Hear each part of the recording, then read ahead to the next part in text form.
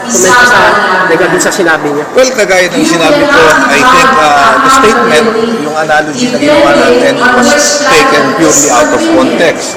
At kagaya ng sinabi ko, there was no malice intended in that analogy.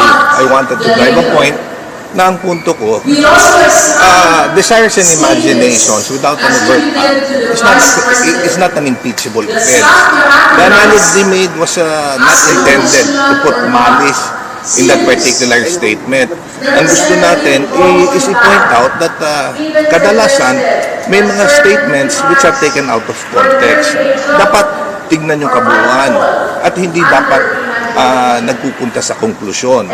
While may mga tao siguro that found the analogy in bad taste, dun sa mga na-offend, tayo'y inuulit ko, walang malis doon sa nanais nating gawin dun sa statement na yun.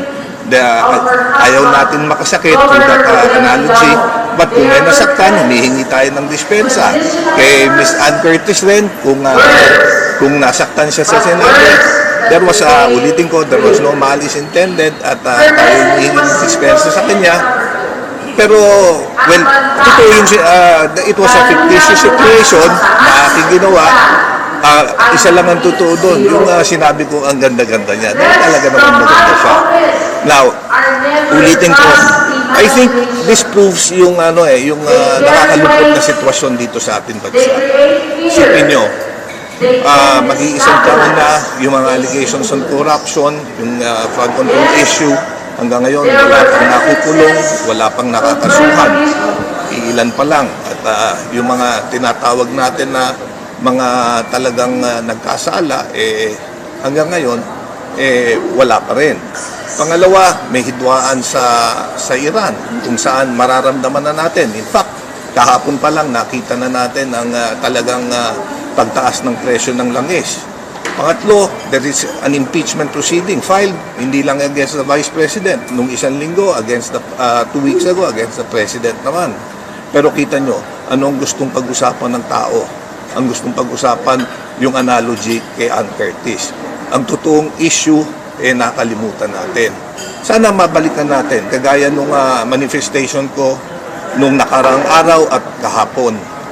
Sana yung mga nakaupo sa committee na ito, we should not only appear impartial, we should be impartial.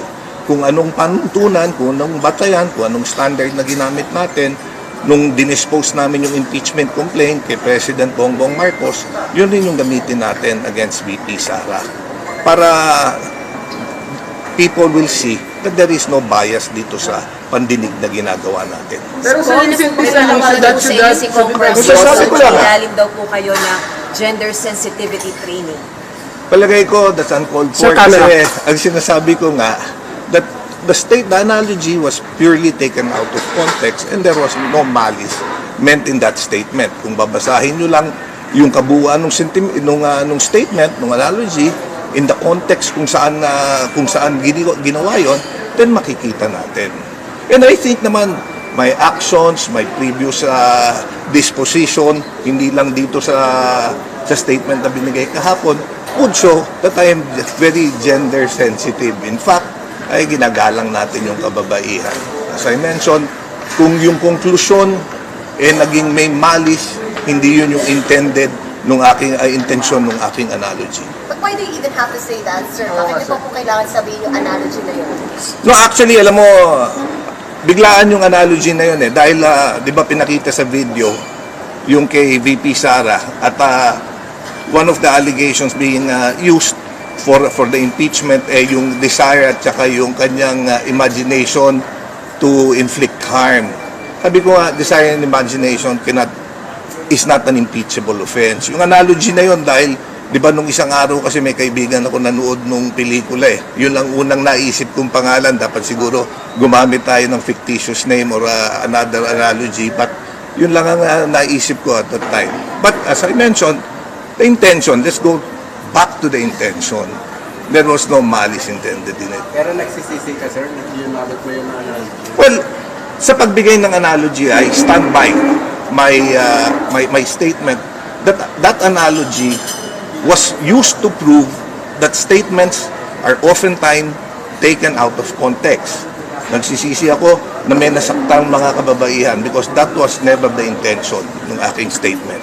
Sir, wala bang mas magandang analogy na pwedeng gamitin para hindi mabasa? Well, alam mo, mahaba na yung oras at kung narinig ka doon, siguro dadalawa lang kami ang ni Congressman Rufus Rodriguez ang mga sumasagot at marami na rin tayong iniisip.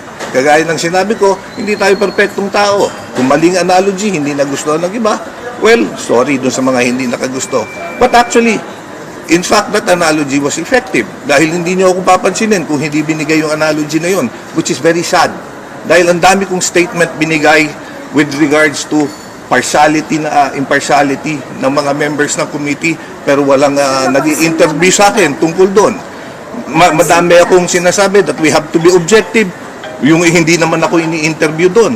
Ngayon, ini-interview ako tungkol sa statement ko kay Ann Curtis. So in a way, siguro, if you want to drive a point, you need to take a hit. And this is my hit na meron akong criticism. So do I regret making that analogy? Well, I regret na may nasaktan, but I don't regret making that analogy kasi ngayon napansin nyo ang statement ko na dapat ang mga miyembro ng committee should remain impartial. And that, kung anong batayan na ginamit in disposing the impeachment complaint against the President should also be used for the Vice President. Just to be fair, kung mapapansin nyo, madaming nagko-comment dahil binibigay ko yung mga observations ko, ano sinasabi. Hindi, DDS yan, kaya ganyan yung salita. Bakit?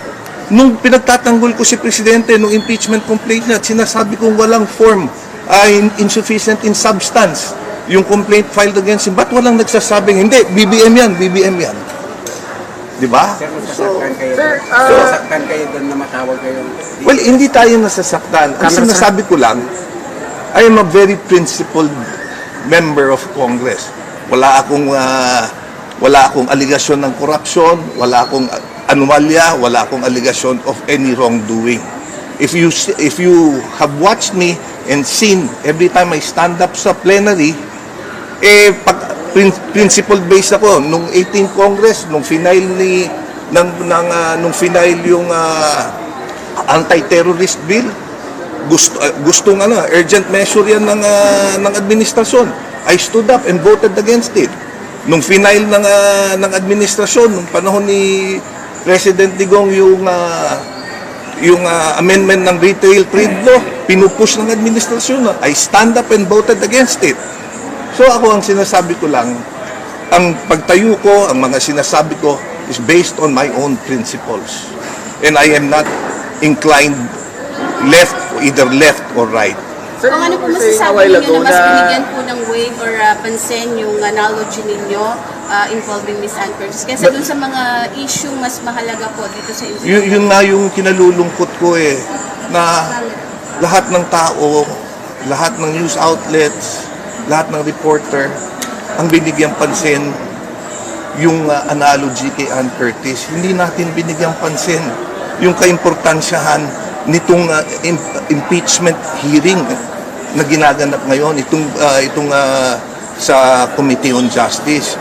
We are trying to impeach the second highest elected official. Diba? Tignan natin kung ano yung allegations. Tignan natin kung may sapat, kung may substance talaga. Tignan natin kung paano boboto yung members ng committee. Yun ang mas importante. Diba? Tignan natin kung ano nangyayari sa bansa natin. Mas madaming importante na Sir, sorry, kailangan hindi lang po aksyonan. kayo yung storya namin. Actually, kahapon, before po mangyari yung speech nyo, meron na po kami mga na-file na story on the impeachment. Then masaya ako doon that you're doing it. Ang sinasabi ko, yung pagdating sa akin, Sir, but yung interview would have not na been nangyari. released. The story would have not taken shape if you did not say anything about Ann Curtis. Sir, And this it came will from not you, sir. happen and I would not have gotten my message Sir, across. ganito na lang, Kaya nagpapasalamat ako sa inyo, lahat na ini-interview nyo ako ngayon. At siguro, ito, last impeachment complaint na. Ito yung fourth impeachment complaint filed against the VP. Siguro mas madaming manunood at makikinig doon sa mga mangyayari Sir, sa given hearing. what happened, do you think you were able to convince your colleagues of your argument with that analysis? Well, alam mo, ang impeachment proceeding, while it's also political, depends on yung mga inclination na o political leanings ng mga miyembro rin. I'm just hoping that even if it's also a political activity, it's also a political process. I also hope that impartiality would reign supreme dun sa pagboto namin, and hindi lang base sa political leanings. Sir, message na lang kay Ann Corpus. Kasi Ann, Sir, kagaya sinabi ko kay Ann, that analogy was not meant maliciously. It was an analogy based dun sa konteksto nung pagdinig dito. It may have been in bad taste for some. I apologize kung meron tayong mga sensitivities na tinamaan, but that was not the intention. The intention was to make a point na usually, oftentimes, statements are taken out of context and conclusions are made. Yun yung unang punto. Ang pangalawang punto ko, desires and imagination cannot be made an impeachable offense pagdating dito sa impeachment proceeding. Parang kasi kailangan ng overt act eh. Desires and imagination is also not a criminal offense. Yun yung analogy doon eh. In fact, ulitin ko, it was a fictitious situation. Hindi ko pa nga nakikita si Ann in person, napanood ko lang siya sa TV. Tatanungin ko sana ako, nagandahan ka talaga eh. Nagandahan talaga ako, sinabi ko naman yun. Palagay ko naman, lahat tayo, whether babae o lalaki, nagagandahan sa kanya. Thank you, sir.